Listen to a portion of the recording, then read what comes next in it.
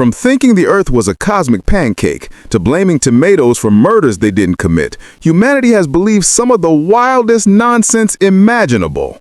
And today, you're about to hear the 10 most insane beliefs people actually held. Beliefs so absurd, you'll wonder how the human species didn't go extinct out of embarrassment alone.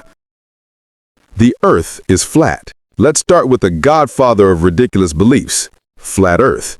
People didn't just casually assume the Earth was flat. Nah, they passionately defended it. They debated it, drew maps of it, wrote entire books about how we're basically living on a giant celestial dinner plate floating through space. Ancient civilizations believed that somewhere out there, beyond the edges of the world, was a terrifying abyss, a cosmic drop-off like the universe's worst water slide.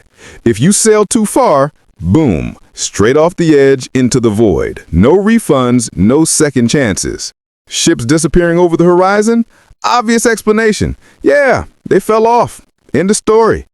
People stood on beaches staring at the ocean like it was a dangerous border crossing. Sailors were treated like adrenaline junkies every time they went on a voyage. And flat earth experts, and I use that term very loosely, claimed they had proof. Their proof? Bruh, look around. It's flat.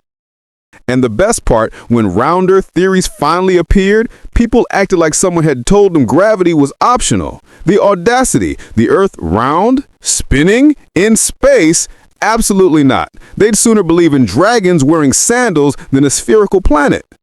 If you ever feel wrong about something, just remember, entire civilizations looked at a giant floating rock in space and said, yep, that's a plate. Tomatoes were poisonous.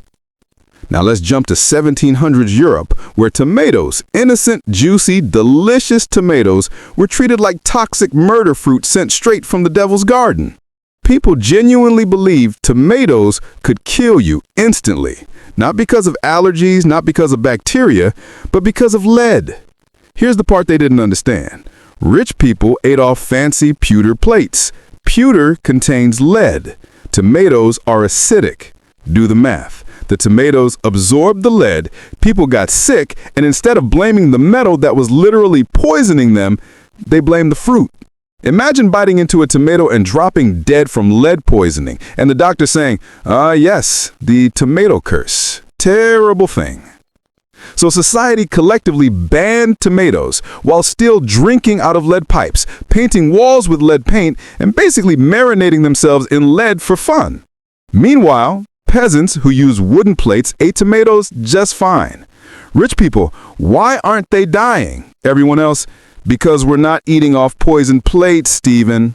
Europe looked at tomatoes like they were bright red hand grenades. People refused to plant them, cook them, even touch them. If you served someone tomato soup in 1750, it was basically attempted murder.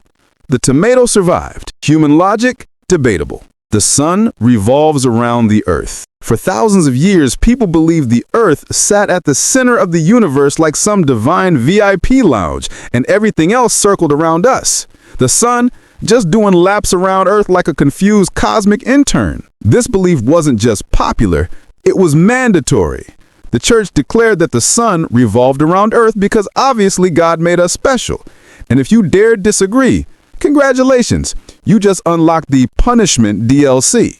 People treated heliocentrism, the idea that Earth revolves around the sun, like forbidden witchcraft. You could be punished, exiled, or imprisoned for even whispering it. There were scientists sneaking around at night doing math and candlelight like they were running an illegal numbers operation. 7. Bloodletting cures everything. Medieval medicine, also known as guessing with confidence. People believed the human body was controlled by 4 humors: blood, phlegm, yellow bile, and black bile. If you got sick, the explanation wasn't germs or viruses, it was that your humors were out of balance. Their solution? Drain your blood, lots of it. Doctors, again, using that word generously, carried around knives, leeches, and bowls like they were going to a barbecue. Got a fever? Take out some blood. Headache? Blood. Feeling sad? Definitely blood. Europe basically ran on vibes and blood loss for hundreds of years. Barbers also performed bloodletting, which is why the red and white barber pole exists. That pole? Yeah, it represents blood and bandages. Congratulations, you'll never unsee that now. People would walk into a doctor's office for a minor illness and walk out looking like they lost a fight with a vampire. Some patients even died from, shocker, losing too much blood. It took centuries to figure out that removing someone's life juice isn't a cure. Who knew? 6. Smoking is healthy.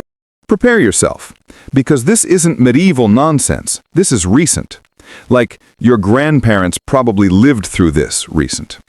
In the early 1900s, cigarettes were advertised as healthy. Doctors endorsed them. Actors smoked in hospitals. Cigarette companies hired physicians to say things like, "Smoking soothes your throat. It's good for your lungs. Recommended by doctors for stress." Advertisements literally featured doctors in lab coats holding cigarettes like they were discussing medical breakthroughs.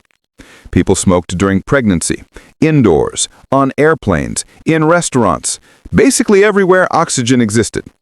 Children smoked candy cigarettes, pretending to be adults. Teachers smoked in classrooms. It wasn't considered unhealthy. It was fashionable. It was modern. It was sophisticated. Until lung cancer statistics skyrocketed and the medical world collectively went, oh no. Turns out, inhaling burning chemicals into your lungs isn't great for long-term survival. Who could have guessed? 5. The Great Cat Massacre.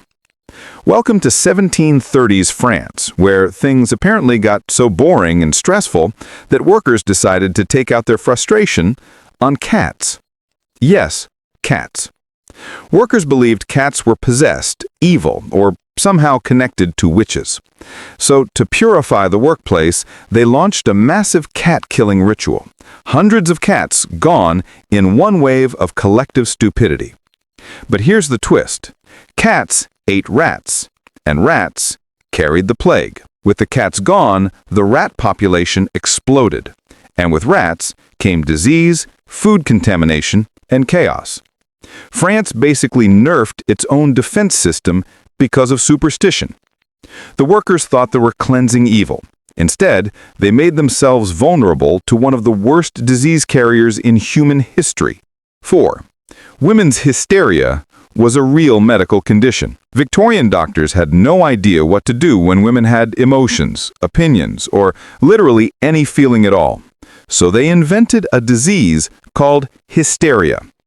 Symptoms included sadness, anger, anxiety, stress, and existing while female. Doctors treated hysteria with methods so absurd they sound fictional. Leeches, ice baths, isolation, electric therapy, even early vibrating machines designed to, calm patients. Doctors basically improvised treatments like they were ordering off a menu of chaos.